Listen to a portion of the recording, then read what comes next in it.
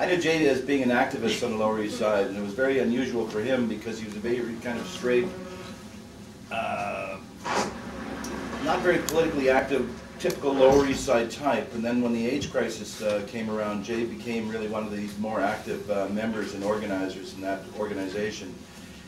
And of course it was an organization that didn't really have a leadership per se, it just had groups of people that organized different events and made things happen. But Jay was extremely productive, he worked very hard, and he just hit a sort of magical stride when he was here. He lived in the same building as a number of other activists, and they were able to, and they did really work basically 24 hours a day, and Jay was very good at organizing media and other such kind of events. And so when these protests would get off and get started, many times they were large and highly organized, and Jay was one of the professionals that really put that together. And he was one of the people that lived on the Lower East Side who was a very serious AIDS activist.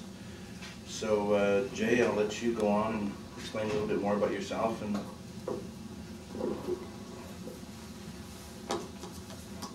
I lived on Essex Street from 1989 to about 2001, and it doesn't seem very long ago, but in terms of what's happened since, just the cultural waves and the repercussions, and it sounds hard to believe that I'm being nostalgic for an era that only existed about 10 to 15 years ago, but it was wiped away so completely that you do find yourself nostalgic and you think, what just happened? This piece that I wrote about my time down here and becoming part of the energy down here is called Alphabet City Finishing School, the Education of an AIDS Activist. And I'd like to dedicate this piece to Keith Kyler, who was the co-founder of Housing Works and a lost comrade. Politics make for strange bedfellows, and political crises make for the bonding of the most unlikely people.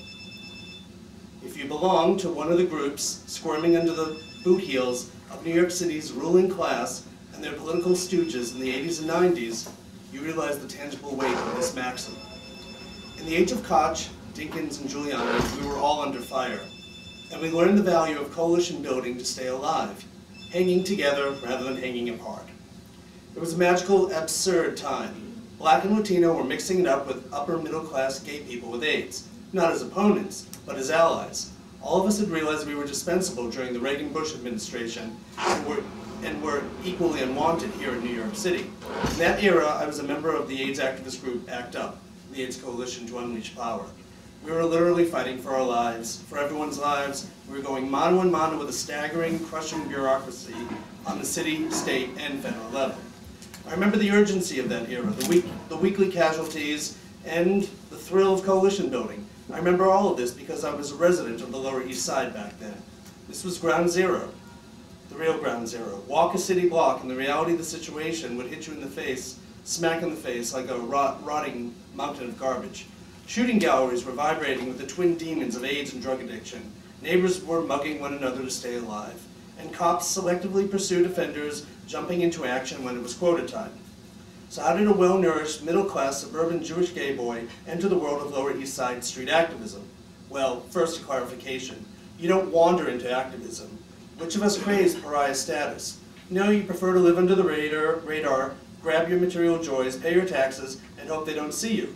But then you're under attack, and you ask, why me? But after the third time you have to kiss ass, you learn to say, what the fuck?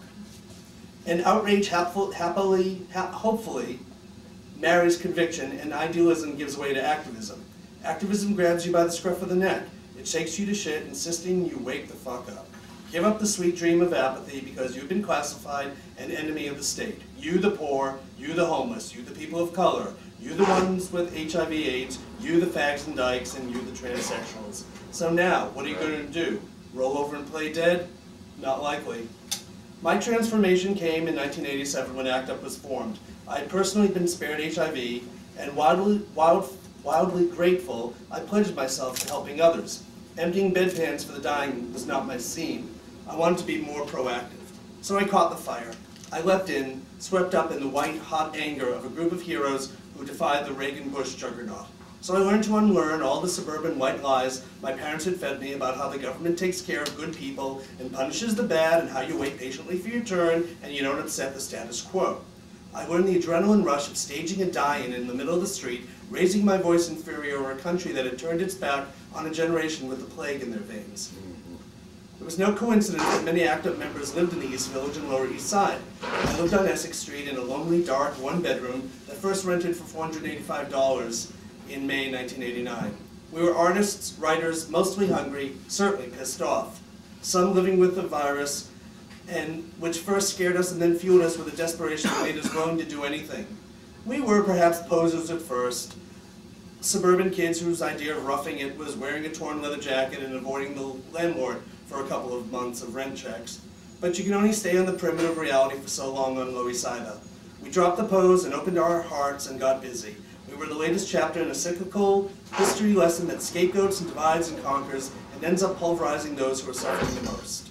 What we hadn't learned in our fancy college classes, we learned firsthand by standing on Avenue A across from the park in 1988 as the cops bashed heads and then lied about it under oath.